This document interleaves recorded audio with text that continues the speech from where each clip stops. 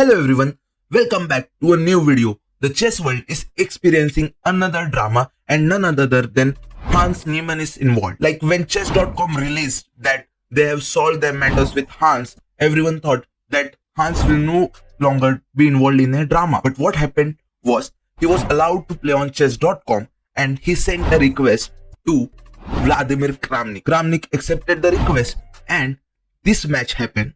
And now the story is going to continue. So stay on the video to know exactly what has happened and conclude your opinion. Vladimir Kramnik is white in this position and Hans Niemann is black. Kramnik starts with e4. Actually, I have done game review of it because there are cheating allegations kind of thing. Like not literally there are cheating allegations, but the drama has been concluded on saying that there are unusual moves. So the bar is on, the game review is done. So e4 by Kramnik, Hans Niemann played by e5. Kramnik developed the knight c6 by Hans. Kramnik went bishop b5. Now the game can go in various territory. One is Roy Lopez, but interestingly, Hans played the Berlin defense. And I would like to tell you of the fact that Vladimir Kramnik won his world championship title against Garry Kasparov playing this very own Berlin defense. He was the introducer of it. Now he is facing the same opening against Hans.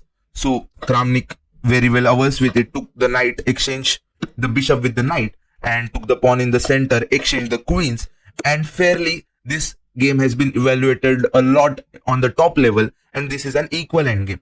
But because it's a blitz game, it's a friendly game, so they don't want to draw and they continue on playing. So Kramnik plays h3, Hans develop his knight, and now Kramnik develop his knight. I should off the feedback so that I don't get moves. Okay. And Hans tried to exchange knights. Now knights are exchanged and Kramnik developed his bishop. Now Hans pushed h4. He checked and king e8 by Hans. Knight comes back. Bishop developed. Knight centralized. And here the allegation starts. Now you can see there is timing mentioned here. So Hans had 3 minutes 8 seconds while playing this move and he took roughly 3 to 4 seconds playing this move. So after this game, Kramnik had made a video on Live to Chess. I will give the link of the video in the description and you can watch it afterwards. So what he says here is usually why you should take 4 seconds. Like he starts saying specifically on the time taken on the moves. So when you will watch that video, you will realize, okay, what's happening in Kramnik's mind. So Kramnik has already started of like having something suspicious in the game. So Kramnik went f4 without taking any time as usual. Hans played c5, and now this very interesting variation. Suppose if he had not went knight f3 and went knight, let's say we continue here and attack this pawn, then Hans has this move and now you can't play rook f3 because you will lose the exchange. So this pawn can't be won right easily. Therefore, Kramnik chose knight f3. Hans moved his bishop back. Now Kramnik brought his rook again in the center. Bishop f4 by Hans, c4 by Kramnik, and this is some boring middle game. But now here again on h5, if you see, he took again 5 seconds and Kramnik is mentioning in the video again and again. And they exchanged the rooks. King went in the corner. And again, here is the allegation. So according to Kramnik, Hans should have, without taking any time, should have played a4. He says any top GM will play a4 directly. But first of all, Hans takes like 8 seconds and play king b7. And he says it's a very unusual move. Okay. So the game continue. For now, the position is actually better for Hans. Hans is kind of in driver's seat, and you will see king c6. Again, like the problem for Kramnik is why he's not pushing a4. That's the issue that Kramnik is facing. Like he's thinking there's some suspicious. These are not human moves. Any top player will play this directly. And you will notice the fact because of rook d2, now the pawn is no more hanging on b3, and now he can push a4 Kramnik himself. So he pushed a4 and Hans went back.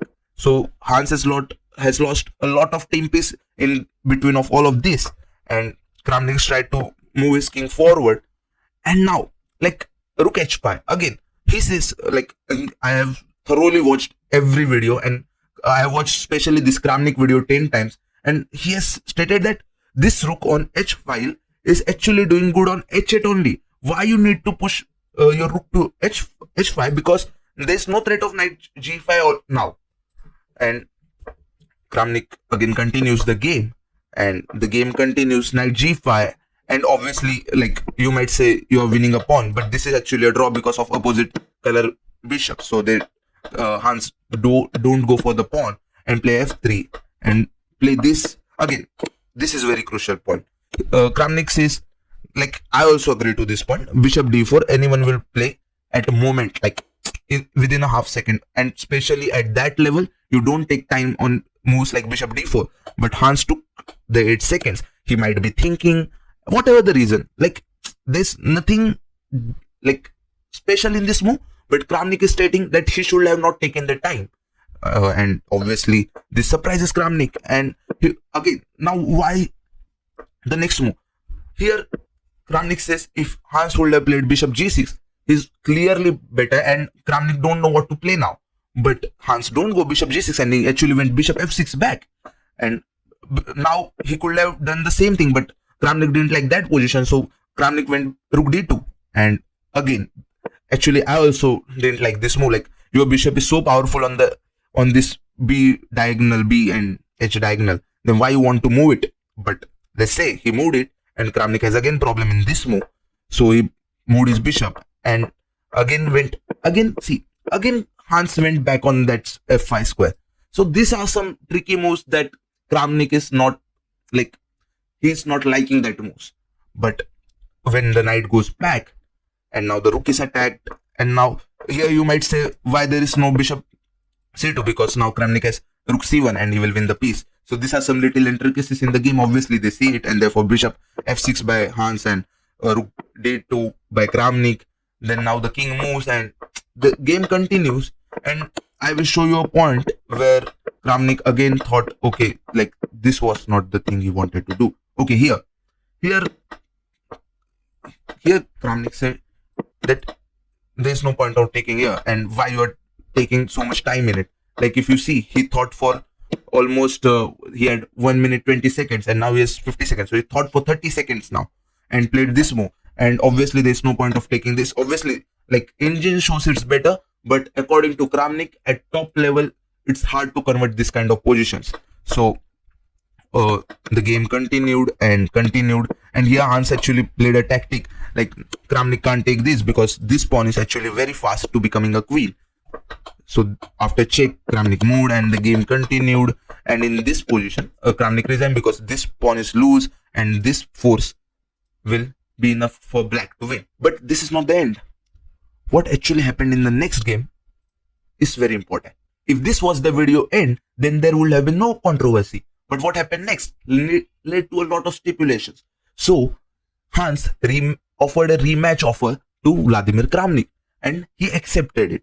Okay, he has lost the game to Hans. He was suspicious that there might be some cheating kind of thing.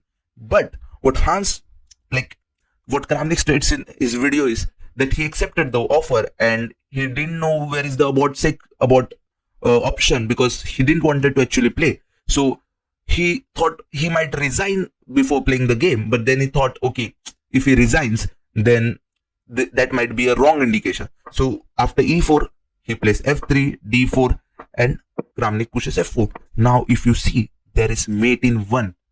But what did Hans do? Hans thought for so much time and he resigned. Obviously, this was the starting of the controversy. After that, many fans actually pushed hate comments to Kramnik. I would recommend you to not do it, because he's a respectable person. He's not like directly pointing out that Hans had cheated. He just raised some questions. There are just some allegations. And again, I will also ask you to not spread hate comments even to Hans, because there is no proper evidence. Let chess.com find out, like, is there has been a cheating or not. We should not decide it and not spread hate. Obviously you can discuss, and therefore I have made this video. You can see all the sources. I will be like, whatever I have said. So after this, Kramnik made a video, and then Hans Niemann came on Twitter and tweeted that like he's ready for personal session with Kramnik, and then he can decide his level. So Hans made a video and tweeted it. So the banter is going on. You might not even say it banter. The controversy is going on, and I don't know where it will be heading. Like what happened in the Magnus and Hans case was like over the roof, the $100 million lawsuit and whatnot. But it has been resolved. I think it's much smaller case. I personally I don't know like what have happened. Why would Hans cheat? I understand what Kramnik is stating. Like obviously there has been fear. Like if someone has cheated, you might feel that he might be even cheating with you. But whatever's happening is, I think, not good for the chess world, and we should avoid it. Let the matter be handled by chess.com. And I will, if you want to make any decisions, I will be, whatever I have said, I will be putting all those links in the description. Please go through it and then make up your mind. If you are still in this video, you are amazing. You watched till the end. Thanks for watching. Like, share and subscribe.